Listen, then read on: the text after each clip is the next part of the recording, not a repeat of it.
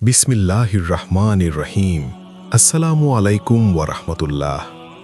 আজ আমরা এমন একজন মহান নবীর গল্প শুনব যার ঈমান, ধৈর্য আর ত্যাগ ইতিহাসের পাতায় চিরকাল উজ্জ্বল হয়ে থাকবে। তিনি হলেন হযরত ইব্রাহিম আলাইহিসসালাম। আর এই গল্পে আছে এক অহংকারী শাসক যে নিজেকে ঈশ্বর দাবি করেছিল। তার নাম ছিল নমরুদ। হাজার হাজার বছর আগে পৃথিবীর মানুষ সত্য পথ থেকে অনেক দূরে সরে গিয়েছিল। তারা সূর্য, চাঁদ, তারা, এমনকি পাথরের মূর্তিকেও উপাস্য বানিয়ে ফেলেছিল। মানুষের মাঝে ছড়িয়ে পড়েছিল অন্ধবিশ্বাস। ঠিক সেই সময় আল্লাহ তাআলা পৃথিবীতে পাঠালেন একজন সত্যের দাওয়াতদাতা। তিনি ছিলেন হযরত ইব্রাহিম আলাইহিসসালাম। ছোটবেলা থেকেই তিনি চিন্তা করতেন, এই মূর্তিগুলো কি সত্যিই কিছু করতে পারে? তারা কি শুনতে পারে? তারা কি মানুষকে কোনো উপকার বা ক্ষতি করতে পারে? একদিন ইব্রাহিম আলাইহিসসালাম দেখলেন তার জাতির মানুষ মন্দিরে মূর্তির সামনে মাথা নত করছে। তারা খাবার দিচ্ছে, দোয়া করছে আর বিশ্বাস করছে যে এই পাথরের মূর্তিগুলো তাদের উপকার করবে। কিন্তু ইব্রাহিম আলাইহিসসালাম জানতেন এগুলো শুধুই পাথর, এদের কোনো শক্তি নেই। তাই একদিন সুযোগ পেয়ে তিনি মন্দিরে প্রবেশ করলেন। সেখানে অনেক ছোট ছোট মূর্তি ছিল। তিনি একটি কুঠার দিয়ে একের পর এক সব মূর্তি ভেঙে ফেললেন, কিন্তু একটি বড় মূর্তি তিনি রেখে দিলেন। তারপর সেই বড় মূর্তির গলায় কুঠারটি ঝুলিয়ে দিলেন। কিছুক্ষণ পর যখন মানুষ মন্দিরে ফিরে এলো, তারা দেখল তাদের সব দেবতা ভেঙে পড়ে আছে। তারা ভীষণ রাগে ফেটে পড়ল। সবাই চিৎকার করে বলতে লাগলো, কে আমাদের দেবতাদের সাথে এমন কাজ করেছে? তখন কিছু লোক বলল, আমরা এক যুবকের কথা শুনেছি যে এই মূর্তিগুলোকে নিয়ে প্রশ্ন তুলত। তার নাম ইব্রাহিম। তখন মানুষ তাকে ধরে নিয়ে এলো এবং জিজ্ঞেস করল, তুমি কি আমাদের দেবতাদের সাথে এমন কাজ করেছ? ইব্রাহিম আলাইহিসসালাম শান্তভাবে বললেন, না, আমি করিনি। ওই বড় মূর্তিটাকে জিজ্ঞেস করো, হয়তো সেই করেছে। তখন লোকেরা কিছুক্ষণের জন্য থেমে গেল। তারা বুঝতে পারল যে মূর্তিগুলো তো কথা বলতে পারে না, তারা কিছুই করতে পারে না। কিন্তু তাদের অহংকার এবং অন্ধবিশ্বাস তাদের সত্য গ্রহণ করতে দিল না। এই ঘটনা দ্রুত ছড়িয়ে পড়ল এবং খবর পৌঁছে গেল সেই সময়ের রাজা নমরুদের কাছে। নমরুদ ছিল অত্যন্ত শক্তিশালী এবং অহংকারী শাসক। তার ক্ষমতা এত বেশি ছিল যে সে নিজেকেই ঈশ্বর বলে দাবি করতে শুরু করেছিল। মানুষকে সে বলতো, আমাকেই উপাসনা করো। যখন সে শুনল ইব্রাহিম নামে এক যুবক তার দেবতাদের অপমান করেছে এবং মানুষকে এক আল্লাহর দিকে ডাকছে, তখন সে খুবই রেগে গেল। সে আদেশ দিল ইব্রাহিমকে তার দরবারে নিয়ে আসতে। ইব্রাহিম আলাইহিসসালামকে যখন নমরুদের সামনে আনা হলো, তখন নমরুদ তাকে জিজ্ঞেস করল, তুমি যে আল্লাহর কথা বলছো, তিনি কে? তখন ইব্রাহিম আলাইহিসসালাম দৃঢ় কণ্ঠে বললেন, আমার রব তিনি, যিনি জীবন দেন এবং মৃত্যু দেন।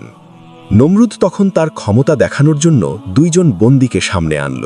সে একজনকে হত্যা করল এবং আরেকজনকে মুক্ত করে দিল। তারপর সে বলল, দেখো, আমিও জীবন দিতে পারি এবং মৃত্যু দিতে পারি। কিন্তু ইব্রাহিম আলাইহিসসালাম জানতেন যে এটি সত্য নয়। তখন তিনি বললেন, আমার আল্লাহ সূর্যকে পূর্ব দিক থেকে ওঠান। সূর্য, যদি তুমি সত্যি ঈশ্বর হও, তবে সূর্যকে পশ্চিম দিক থেকে ওঠাও। এই কথা শুনে নমরুদ সম্পূর্ণ হতভম্ব হয়ে গেল।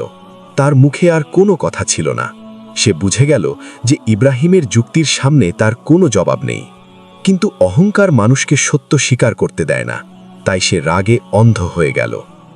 নমরুদ সিদ্ধান্ত নিল যে ইব্রাহিমকে এমন শাস্তি দেওয়া হবে যাতে কেউ আর কখনো তার বিরুদ্ধে কথা বলার সাহস না পায়। সে আদেশ দিল একটি বিশাল আগুন জ্বালানোর জন্য। মানুষ অনেক দিন ধরে কাঠ সংগ্রহ করল। তারপর তারা এত বড় আগুন জ্বালালো যে তার তাপের কাছে কেউ যেতে পারছিল না। আগুন এত ভয়ঙ্কর হয়ে উঠল যে কাছাকাছি দাঁড়ানোই অসম্ভব ছিল। শেষ পর্যন্ত তারা একটি বিশাল যন্ত্র তৈরি করল, যার সাহায্যে দূর থেকে ইব্রাহিম আলাইহিসসালামকে আগুনের মধ্যে নিক্ষেপ করা হবে। সেই মুহূর্তটি ছিল অত্যন্ত ভয়াবহ। চারিদিকে হাজার হাজার মানুষ দাঁড়িয়ে দেখছিল। সবাই ভাবছিল আজ ইব্রাহিমের শেষ দিন, কিন্তু আল্লাহর পরিকল্পনা ছিল অন্যরকম। যখন ইব্রাহিম আলাইহিসসালামকে আগুনের মধ্যে নিক্ষেপ করা হলো, তখন আল্লাহ তাআলা আগুনকে আদেশ দিলেন, হে আগুন, তুমি ইব্রাহিমের জন্য শীতল ও নিরাপদ হয়ে যাও। সেই মুহূর্তে আগুনের প্রকৃতি বদলে গেল।